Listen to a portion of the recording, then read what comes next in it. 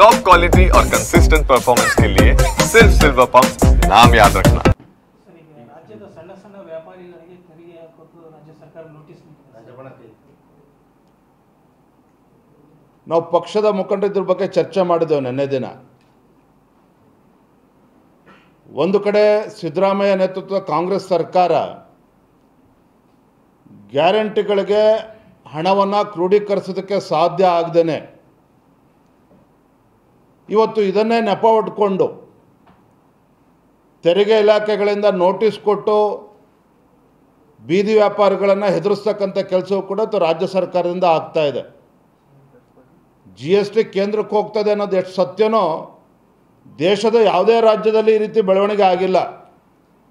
ಆದರೆ ಕರ್ನಾಟಕ ರಾಜ್ಯದಲ್ಲಿ ತಮ್ಮ ಗ್ಯಾರಂಟಿಗಳಿಗೆ ಹಣ ಕ್ರೋಢೀಕರಿಸೋದಕ್ಕೆ ಸಾಧ್ಯ ಆಗ್ತಾ ಇಲ್ಲ, ಅಭಿವೃದ್ಧಿಗೆ ಹಣ ಹೊಂದಿಸೋದಕ್ಕೆ ಸಾಧ್ಯ ಆಗ್ತಾ ಇಲ್ಲ ಅಂಥೇಳಿ ಇದನ್ನೇ ನೆಪ ಮಾಡಿಕೊಂಡು ಇವತ್ತು ಮುಖ್ಯಮಂತ್ರಿಗಳ ಆದೇಶದ ಮೇರೆಗೆ ಇವತ್ತು ಸಣ್ಣ ಸಣ್ಣ ವ್ಯಾಪಾರಿಗಳನ್ನು, ಬೀದಿ ವ್ಯಾಪಾರಿಗಳನ್ನು ಬೆದರಿಸ್ತಕ್ಕಂಥ ಕೆಲಸ ರಾಜ್ಯ ಸರ್ಕಾರದ ಕುಮ್ಮಕ್ಕಿನಿಂದ ಇವತ್ತು ಆಗ್ತಾ ಇದೆ.